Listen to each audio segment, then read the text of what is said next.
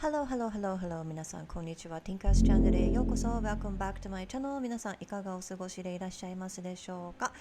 はい、本日は1月29日になっております。そんなわけで、早速2024年世界予言のその2をお伝えしていきたいと思います。今年やっているのが、まず第1弾が2024年をサイキック予言、素晴らしい年になるという、タイトルの、動画をですね、ジョセフ・ティテルさんがご自身の YouTube チャンネル、そして彼の持っている他の動画サイトに投稿している内容なんですけれども、これを、私ティンカーが、日本語でお伝えをしていくということで、その2というお話でございます。で今回、ジョセフ・ティテルさんの動画が非常に長くて2時間22分18秒か17秒かそれぐらいある長編なので、5回に分けてお伝えしていきたいと思っております。で、動画では、なるべく詳しくお伝えしていますけれども、画像とか、関連動画とか、そういったものをですねブログに載せている場合があるので、フルバージョンといったら、tinkerschannel.com の2024年世界予言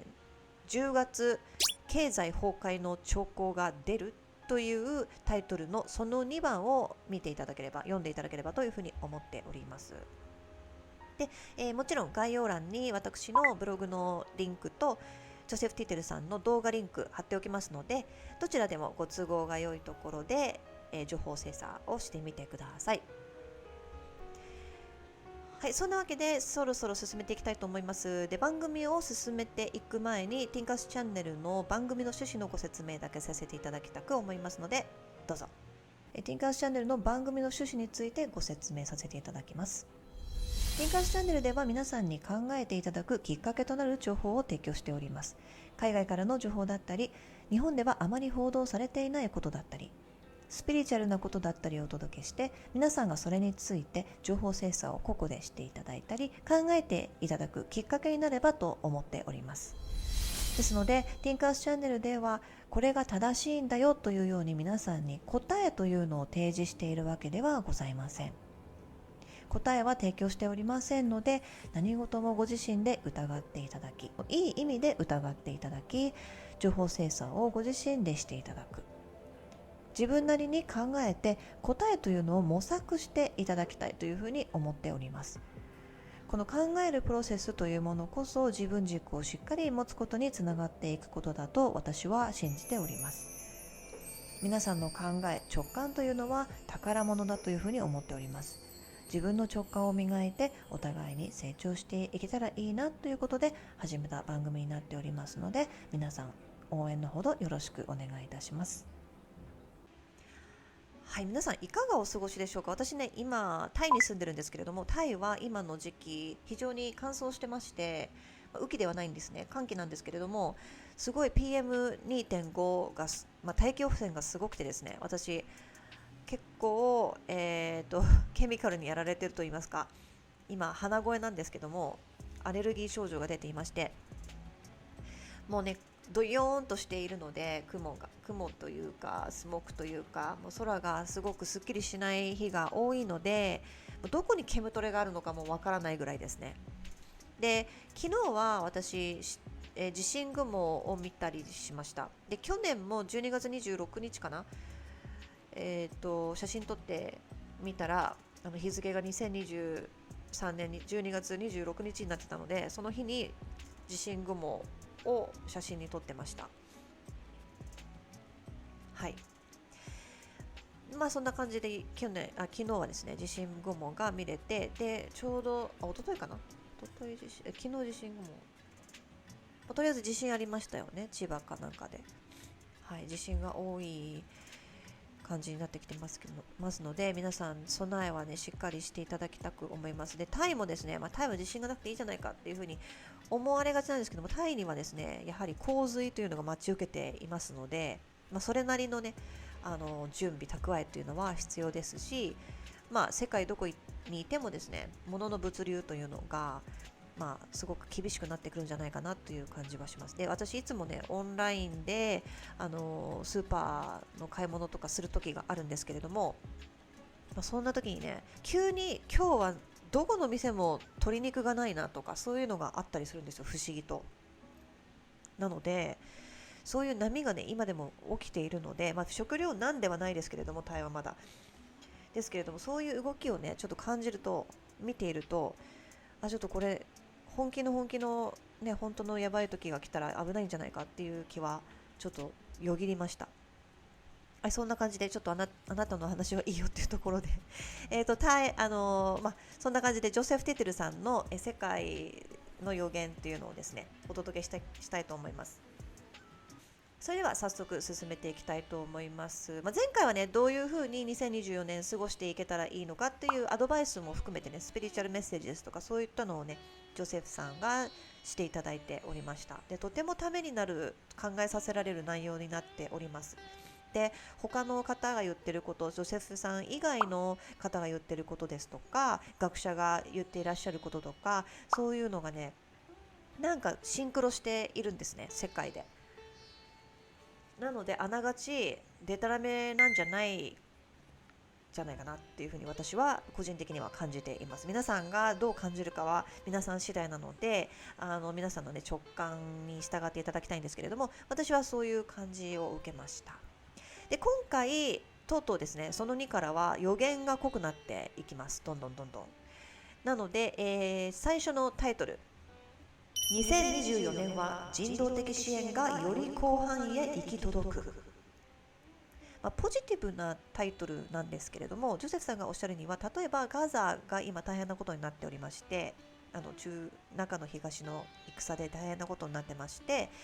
で、物資とかの供給がね、困難になってますよね。でも2024年は、このように困っている地域への助けというのが一層強くなる、助けてくれる、みんなが、ね、動き出してくれるんじゃないかというふうにジョセフさんはおっしゃっております。で、なぜかというと、前回も説明していただいていたように、人々に2024年は力が戻ってくる年だというふうにジョセフさんはおっしゃっておりまして、より力が戻ってくることによって人助けをする方が多くなるんじゃないかということで、ジョセフさんはこのようにおっしゃっておりました。でしかしですね、ジョセフさんがおっしゃるには、ガザ以外へのチャリティー、ジョセフさんがおっしゃるには、スピリットが言っているのはガザ以外へのチャリティーイベントが行われるというふうにスピリットが予言しているそうです。ジョセフさんには守護霊みたいなスピリットがこうついていて、何人というかたくさんいるらしいんですけれども、そのスピリットがメッセージをくれて、その予言を教えてくれたりですとか、スピリットが、投資のビジョンを見せてくれて未来が見えてきたりとか、そういうことがあるみたいなんですね。なので、サイキッカーなんですけれども、そのスピリットがガザ以外の何かが起こってチャリティー大きなチャリティーイベントが行われるっていうのを教えてくれているそうです。支援グループが立ち上がる。これは過去に予言していた有名人や著名人によるチャリティーイベント、基金活動っていうのが行われるという予言が過去にあったんですけれども、ジョセフさん今回おっしゃっていたのが、今回の配信の準備をしている時にまたこの予言が頭に浮かんできました。予言が実現するには 2,3 年かかる場合がありますけれども、まだ起きていないので、いつ起こってもおかしくはないのでしょうというふうにジョセフさんはおっしゃっておりました。もしかしたら近々起こるかもしれないのでということをメッセージとしておっしゃっておりました。で、その2024年は人道的支援など、エネルギーが高まるので、もしかしたらこの予言が実現するタイミングなのかもしれないというふうにジョセフさんはその自分の予言のタイミングの考察をしていらっしゃいました。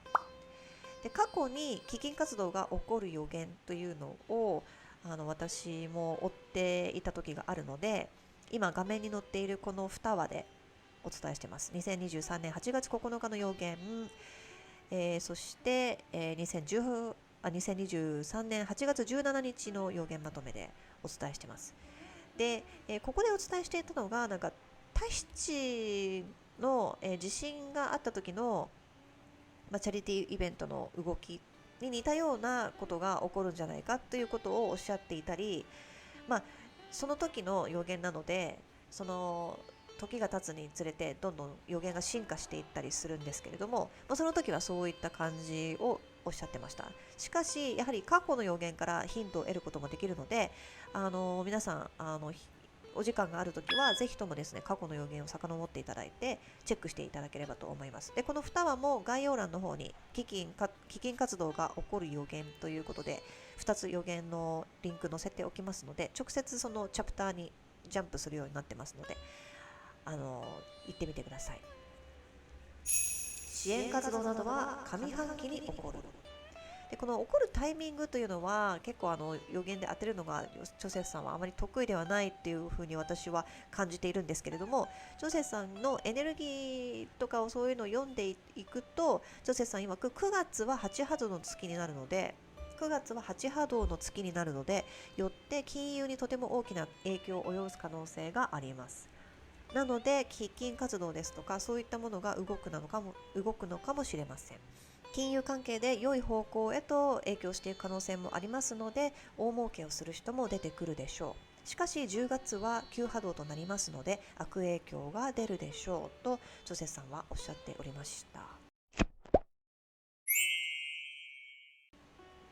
ちなみに毎年10月という月はその翌年の、世界情勢とか翌年のことを象徴する月らしいので、結構ジョセフさんがおっしゃるには2025年は経済の暴落ですとか、災害とかそういうのが結構起こる年になるんじゃないかというふうに予言をしていますので、もしかしたら今年の10月はそういった兆候が見えるかもしれませんというふうにおっしゃってます。2024年の過ごし方のおさらい、前回のお話のちょっとおさらいなんですけれども、今前回のお話っていうのは概要欄の方にもちろんリンクは載せておきますので、お時間がある方は見ていただきたいんですけれども、今ねちょっと鼻が出て鼻をこう、鼻水をね汚い話なんですけど、鼻水をちょっと吹きながらおしゃべりしてます。すいません、本当に鼻がねすっごい出るんですよ。すいませんね。はい、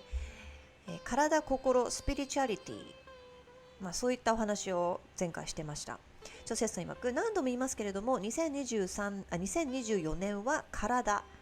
これは体に何を取り入れるか、そして心、自分をめでること、そして精神、スピリチュアルな世界を学ぶことというこの3点で自分自身に重きを置いて自分自身を大切にして生きる年にしてくださいというふうにおっしゃっておりました。で、無限の可能性を意識して過ごしてくださいともおっしゃっておりました。その人々に力が戻ってくるので、やっぱり自分の可能性というのもねすごく無限大に広がりますので、そういったことを意識して過ごしてくださいというふうにおっしゃっておりました。急波動になる前の準備、実は2024年いかに自分自身をめでて肉体、心、精神を高めておくことが大事なのかには理由があるそうで、ジョセフさん曰く2025年には9の波動の年になります。感染症、69ダウン、これは隠語で69を69ロックと読んでいただきたいんですけれども、などさまざまな困難が起きる年です。それまでに自分自身をしっかりさせておくことが必要になります。しかし今年の10月はその兆候が現れる可能性がありますので気をつけてくださいというふうにおっしゃっておりました。1月は激しく幕開ける。ジョセフさんも1月終わる今タイミングなんですけれども、ジョセフさんがおっしゃっていた、この時収録してたのが2023年の12月23日にジョセフさん予言の収録をしていらっしゃるので、その現地時間23日に言っていたことなんですけれども、ジョセフさん曰く1月2日までは水星逆行の本番です。その後水星逆行後期となっていくので1月は激しい月になるでしょう。エネルギーシフトは1月1日から始まり1月11日まで続きます。そして1月25日は満月になっております。もう満月終わりました。先週の金曜日かな。はい、先週の金曜日ですかね、終わりましたけれども、皆さん何か変化ありましたでしょうか。皆さん体調の変化とか何かありましたでしょうか。私は常に今最近はアレルギーに悩まされていて、シェディングにも悩まされています。はい、で9の波動の1月で、とにかく12月27日の満月から1月の満月までいろいろと激しそうということなんですけれども、ジョセフさんがおっしゃるには、とにかく9波動は終わりを示す、終わりを意味する月です。9波動というのはそういうエネルギーがあります。1月に整理整頓やお掃除をしてリセットしましょう。しがらみは持ち続けないように解き放ちましょう。許し、お別れをする時ですというふうにジョゼフさんはおっしゃっておりました。2月、8月は光のコードが現れる月。ジョセフさん曰く、光のコードというのはアセンションのサイン、アセンションっていうのは精神レベルですとか、その波動が上がったりするようなことを意味していますけれども、2月に入るとアセンションの症状が出る人が出るかもしれません。大きめの太陽フレアが発生する可能性があるようですというふうにおっしゃっておりました。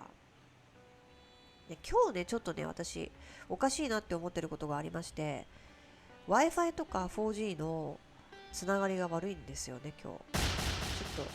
ソーラーフレア確認してみますね。結構大きめの来てますね。これが1月29日 UTC 時間のUTC 時間の4時30分に M6.83 という結構大きめのフレアが降り注いでいるみたいです。降り注いでいるエリアがインド下、ソマリアとかのインドの下というか、インド洋の左側、アフリカの右側のソマリアのらへんが一番降り注いでいるみたいですね。結構ね、今タイもこの影響を受けているみたいですね。で、Type 2 Radio Emission っていうふうに書いてあります。Radio Blackout が一番大きいのがソマリアの海のところなので、人口が少ない場所なのでそんなでもないと思うんですけれども、X レベル X クラスの下が M クラスらしいんですけども、 M クラスの 6.83 というのはすごく大きいタイプですね。結構影響が感じられるものなので、そういう感じです。何か皆さん体調変化とかで、これが起きた時に結構地震が起きたりするんですね。ちょっとすいませんね、鼻が落ち着かなくて。そういうことなので、地震とかに気をつけてください。 UTC の4時30分ですと4時間前ですね。今日本時間5時30分なので、午後1時半、日本時間の午後1時半ぐらいに太陽フレア降り注いでいたみたいで、ちょうど私もね、その時電話してる時に電波悪いっていう風に言われてWi-Fi なんですけども、本当に悪くて Wi-Fi なのに電波がで、今こういう風に撮ってるじゃないですか。で、いろいろインターネットをいじるのすごく億劫だなって思ってたんですよね。ちょっと話それてしまってすいません。ジョセフさんがおっしゃるには、おそらくですけれども1月の満月の直後に動きがある可能性があります。ありましたね。26日が満月の日だったので、今日29日じゃないですか。動きありましたね。太陽フレアの大きさ大きくなりました。で、もしかしたらジョセフさんがおっしゃるには2月の初旬に光のコードが現れるかもしれません。そして8月も脳裏に浮かびます。まず1段階は2月の初旬で、その後に8月っていうのも脳裏に浮かぶということなので、ジョセフさんのスピリットが言っていたのが、8月は1年で最も太陽フレアの活動が活発になるでしょうというふうに言っていたそうです。8月は通信機器に障害が発生。2024年最も太陽フレアの発生が予言されている8月ということなんですけれども、フレアが一番当たる部分にとって通信障害などが発生する可能性があるそうです。ジョセフさん曰く、とにかく2024年は1年を通して太陽フレアの活動が多くなるでしょう。前回2011年にはたくさんの大きな太陽フレアが発生しましたが、日本では東日本大震災が起こってしまいました。2024年にあのような災害が何回か起こってしまう可能性はありますというふうにおっしゃってるんですね。私個人としてはですよ、科学者が言っている、天文学者がおっしゃっている場合もあるんですけれども、やはり太陽フレアとやっぱ地質学的なものっていうのは関係してるのは当たり前なんじゃないかなって私は思ってます。なぜならやっぱり月の引力とかで海のね満ち引きも変わりますし、引力だけでそういう風に変わってるんだったら、太陽の爆発で明らかにもう太陽フレアが来てるっていうのが観測されていて、ラジオ波も影響を受けているということは、もちろん地球の地殻変動ですとかそういう地球の活動にも影響するはずじゃないですか。でましてや満月の時には動物がねこう出産をしたり、こう卵を産んだり卵を産みに行ったり、ちょっと動物の活動がこう活発になったりとかね、逸話ですけれども、狼がこうね満月に向かって吠えるみたいな、ちょっとワイルドになっちゃう人が出てくるとか、犯罪率も満月になると多いっていう風なデータが出てますし、そういうことでもやっぱりコスミック的な影響っていうのは絶対にこう関係しているので、もちろんこう火山ですとか地震ですとかそういうのに影響してくるっていうのは否定はできないんじゃないかなって思ってます。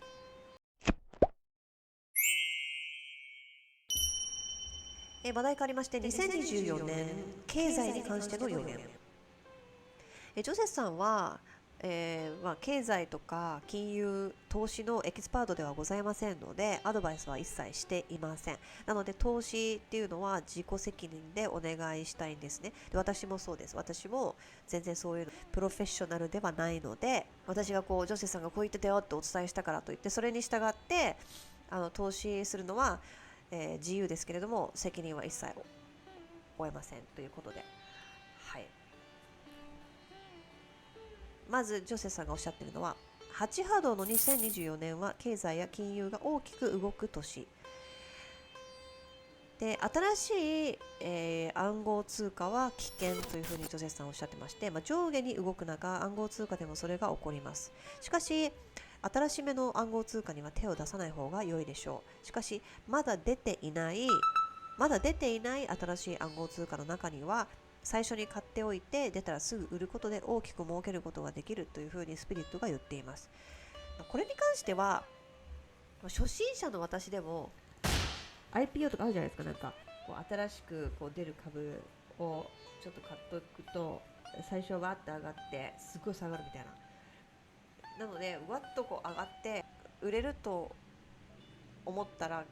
大間違いというか、それもできる場合はあると思うんですけれども、やっぱりプロフェッショナルじゃないととんでもないことになると思うので、やっぱり知識を得た上で自信を持って投資をした方がいいと思いますので気をつけてください。どこかのタイミングでリセットされる。ジョセさん曰く、皆さん気をつけてください。2024年から2026年年末までの3年間で大いなるリセットが起こるというふうに予言しています。この大いなるっていうのはグレートですね。で、多くの人々が大金を失うでしょう。お金だけではなく家、資産価値のあるものなどを失うでしょう。特に今は家を買う時ではありません。不動産に手を出す時ではないですよと、ジョセフさんはスピリチュアルの観点から皆さんにアドバイスをしていらっしゃいます。7月が脳裏に浮かぶ。市場に何かが起こるのか、脳裏に7月というのが浮かんできました。7月上旬みたいです。戦か何かのいざこざと関係があるみたいです。ものすごく下落します。特定の株のようです。全体というよりも特定の株がすごく下落をするということで、戦が原因だとしたら、またこれによってお金儲けができる仕組みになっているのかもしれないですね。特定の人がこういう形でお金を稼いでいるということなのかもしれないです。現金を集める政府。ジョセさん曰く、特にデジタルの通貨への移行をもうプッシュし始めています。これからももうプッシュし始めるんですけれども、現金をどんどん回収していきます。おそらく2026年までにはほとんどの人がデジタルを利用するようになるでしょうとおっしゃっておりました。10月に暴落する予言。翌年の兆候が現れる月というのを先ほどおっしゃ申し上げましたけれども、2025年に経済の暴落が予言されていることから、今年の10月にはその兆候が出るため暴落が起こるというふうに予言しています。ジョセフさん曰く、ゴールドなどそういったプレシャスメタル、不動産なども暴落します。1月も9の波動の月なので下落が考えられますが、というふうにおっしゃっておりまして、確かにですね、1月、今29日ですけれども、1月は結構暗号通貨下がってますね。ビットコインも下がってますし、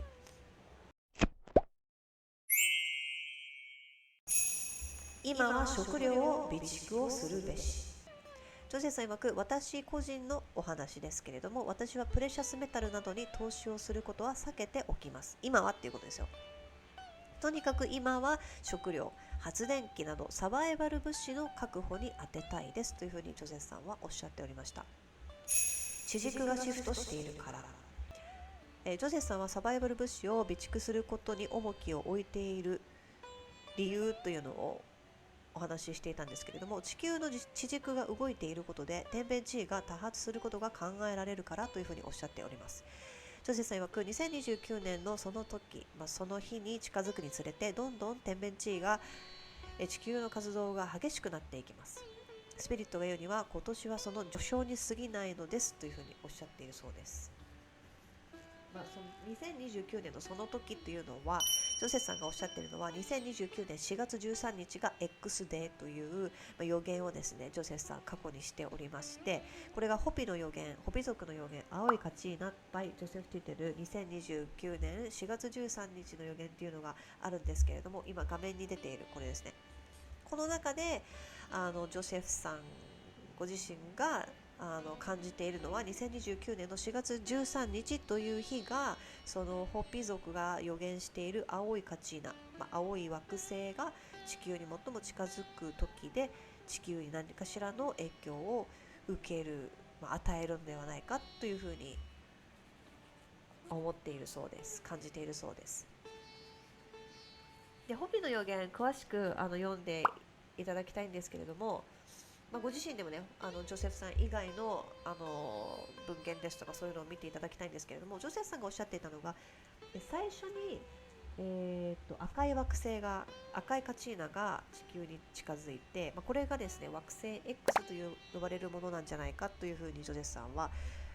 考察していらっしゃるんですけれども、ヘルコルブスというふうに別名言われたりとか、惑星 X というふうに呼ばれていたり、いろんな言われ方があるんですけれども、それが、太陽系に入ってきて、わーっと楕円形を描いて地球に最も近づくことで、地球にコスミック的な影響をすごく与えてしまうんじゃないかというお話で、青い惑星、これは惑星というよりも円盤なんじゃないかというふうにジョセフさんは考察してまして、それが、人類が昔その古代の人が、地球外から来た人に教えてもらった大切なことを覚えていた場合は、その人たちを助けに来ると。その青い光が緑かもしれないし青かもしれないですけども、その青いブルーカチーナが救いに来るということをおっしゃってましたので、そういう面白い考察がたくさんある回なので、シリーズ3作あります。それをね、今画面に載せてますけども、これ見ていただければ、概要欄の方にリンク貼っておきますので、ぜひともですね、ブログで読んでみてください。ブログに動画のリンクも貼ってますので、どちらも都合がいい方で、確認してみてください。大規模リストラと閉店などが相次ぐ。ジョセさんにはジョセさんがおっしゃるには、経済が悪化するということはやはり失業率とかお店を閉めざるを得ないような状況になるということなんですけども、いくつかの自動車製造や抵当を払わなくなったり、クレジットなどは特にダメになるでしょう。それがひどくなって経済が波状していきますというふうに予言していらっしゃいました。空き家を使いたい放題。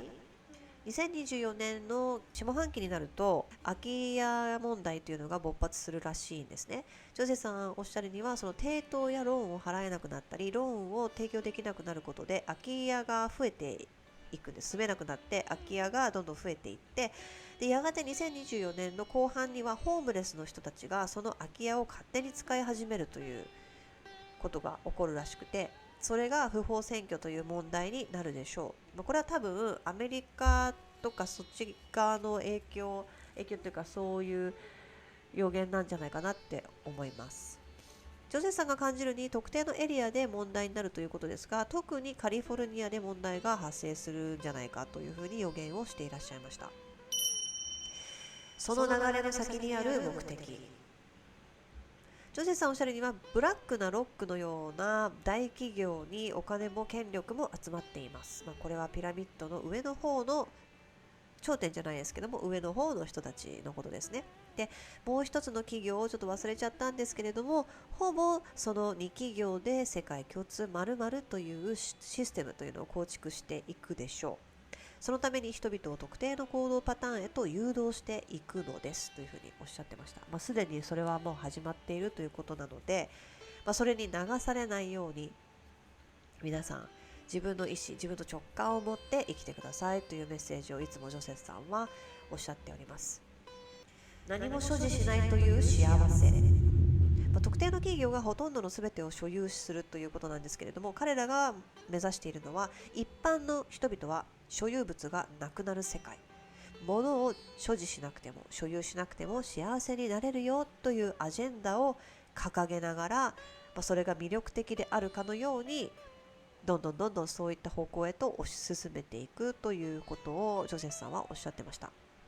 それはね、世界の経済集まり会のウェフでも言ってますよね。シュワブさんのね、ウェフでも言ってます。2024年お米の国のリーダー決定戦。これからね、どんどん規制がかかってくると思うんですけれども、2024年の大きなイベントといえばお米の国のリーダー決定戦ですよね。2020年もすごいことが2019年から2020年ありまして、もうすっごい言論統制されましたよね。で、前回の決定戦からもう4年経つんですけれども、 DT 前リーダーのアン32未遂が起こる予言。ジョセフさんが予言しているのが、前回のリーダーのアン32未遂が起こるんじゃないかという予言です。これは結構何回もしているんですけれども、ジョセフさん曰く DT 氏、そして RFK 氏の、お二方が狙われています。RFK さんはロバート F ケネディさんですね。で、リーダー決定戦を占拠する方法はいろいろ話し合われているようです。主に2つの方法があります。1つはイ丸く、この丸の中にはラと戦をすることで決定戦を中止に追い込む作戦。それか2つ目は戒厳令を出すことで決定戦を中止に追い込もうとする作戦。なんか決定戦したくないみたい、阻止しようとしている勢力があるみたいなんですよね。ですがそれは成功しないようです。しかし大きな分断や抗議活動を生むでしょうとおっしゃっておりました。なので行われるってことですかね、決定戦は。ですがその中で分断が生まれてしまうよというお話をしてます。前回も結構な分断が生まれましたけれども、ほとんど左側の人たちみたいな考え方に収まってましたよね、前回は。で、結局自分の意思をしっかり持った人たちがおかしい人たちなんじゃないかみたいな流れが生まれたりとかでしましたよね。はい、闇の支配者構造は複雑。ジョセフさん曰く DT 氏を含めて今表に先立って立っている人たちは全て闇の支配者の息のかかった人たちだということです。ジョセフさん曰く闇の支配者らはヨーロッパのとある一家族です。DT 氏はスコットランド系のフリーなメイソンに属しているようですが、そのように複数の派閥がいます。すべては闇の支配者に仕える者たちですというふうにジョセフさんは警鐘を鳴らしていらっしゃいました。2024年は人々に力が戻ってくる年なので、それをキーワードにして私ども一般人もですね頑張っていきたいと思うんですけれども、もちろん上の方の人たちというのはそのエネルギーの流れとかそういうのを熟知している人たちなので、それを存分に発揮して使ってくる人たちだと思います。なので私たちも本当に目覚めて、自分たちにそういう力があるんだ、無限の力があるんだよっていうことをしっかりとね分かった上で、今年自分をめでて過ごしていければなというふうに思ってます。で最後なんですけども、抗議活動の先にある戒厳令。お米の国のリーダー決定戦でさまざまな問題が起こるということで、有権者が真実を求めて立ち上がるものがより一層増えるということなんですね。ジョセフさん曰く、人々がストリートにあふれ返り抗議をしているのが見えました。これはサイキックビジョンですね。DC のリーダーの白い家には再びフェンスが張られます。しかし戒厳令はお米の国だけではなく、イ・マルエル、〇〇の中にはスラ、お米の国アフリカの数カ国、アルゼンチンなどに発令されるようなんですけれども、お米の国の方はカリフォルニアやニューヨークにも発令されるそうです。そういった予言を最後にしていらっしゃいました。ここまででその2はちょっと区切っておきます。はい、今回は経済ですとか金融の話題がちょっとあったんじゃないかなと思うんですけれども、チャリティーでの基金活動ですとか暗号通貨のこと、そして企業の失業率の悪化ですとか、世界共通〇〇で人類の管理をしていきたいというふうに思っている勢力のお話がありましたよね。ですが全て起こることが結局世界共通〇〇につなげていくための出来事なんじゃないかなって私は思っちゃうんですね。なのでそれに気づけるように、やはり今年自分たちにも力が戻ってくる年なので、しっかりと自分というのをリスペクトして愛してあげて、真の力を発揮できるようになれば、きっと2025年私たちは素晴らしい世界に地球をしていけるような、そういった人たちになれるんじゃないかなって私は信じています。皆さんはどう考え、どういうふうに受け止めていますでしょうか。考えをね止めずに、答えをすぐ出さずにですね、こう模索していただきたいんですけれども、それぞれね皆さん考えがあると思います。ですがやはり、理不尽なことが多い社会だと思いますけれども、やはりそればっかりねイライラしていたら自分までそっちの方に飲み込まれてしまうと思いますので、そうではなくて自分自身を愛してあげることも忘れないで、それを先決にして集中して生きていきましょうということで、今回も長いお時間でしたが見ていただきまして、聞いていただきましてありがとうございました。皆さん、チャンネル登録よろしくお願いいたします。ちょっとねチャンネル登録、私の配信が遅いせいか皆さんねやっぱりイライラしちゃうと思うので、皆さんやっぱりねついてきていただけないと思うので、しっかりとね配信できるようにしていきたいと思います。ついてきてくれている方本当にありがとうございます。もしこの動画いいなって思っていただけましたら、グッドボタンで高評価の方よろしくお願いいたします。いつもコメントいただいている方本当にありがとうございます。それでは See you next time. Bye bye. Much love.